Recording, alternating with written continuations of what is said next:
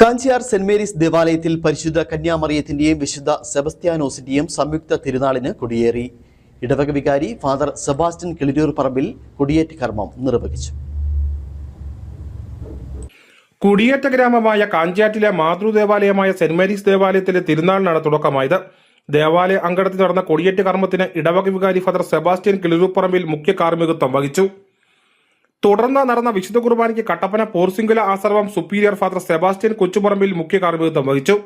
തുടർന്ന് മരിച്ചവരുടെ ഓർമ്മയ്ക്കായി സെമിത്തേരിയിൽ ഒപ്പീസിന് ശേഷം ഇടവക അംഗങ്ങളുടെ വാഹന വെഞ്ചരിപ്പും ഉണ്ടായിരുന്നു. ജനുവരി 10 ശനിയാഴ്ച വൈകിട്ട് 4 നടക്കുന്ന ആഘോഷമായ വിശുദ്ധ കുർബാനയ്ക്ക് ഇടവകയിലെ വൈദികരായ father Suresh Madappatta, father Shan Ayilur, father Ebin Irippakkatta എന്നിവർ കാർമ്മികത്വം വഹിക്കും. കുർബാനയ്ക്ക് ശേഷം സന്യാസത്തിന്റെ 50 വർഷങ്ങൾ പൂർത്തിയാക്കിയ ഇടവക അംഗമായ ഫാദർ ഇമ്മാനുവൽ കിഴക്കേത്തലയ്ക്കിന് ആശംസകൾ അർപ്പിക്കും. വൈകിട്ട് 6:30 കക്കാട്ടുകട കുരിശടിയിലേക്ക് തിരുനാൾ പ്രദക്ഷിണം നടക്കും. കാഞ്ഞിരപ്പള്ളി രൂപത AKCC ഡയറക്ടർ ഫാദർ ജസ്റ്റിൻ മതിയത്ത് സന്ദേശം നൽകും. തുടർന്ന് ദേവാലയ അങ്കണത്തിൽ ഏഞ്ചൽ സിംഫണി ഡാൻസ് ഫ്യൂഷനും അരങ്ങേറും. 11-ാം തീയതി ഞായറാഴ്ച രാവിലെ 7-ന് വിശുദ്ധ കുർബാന നടക്കും.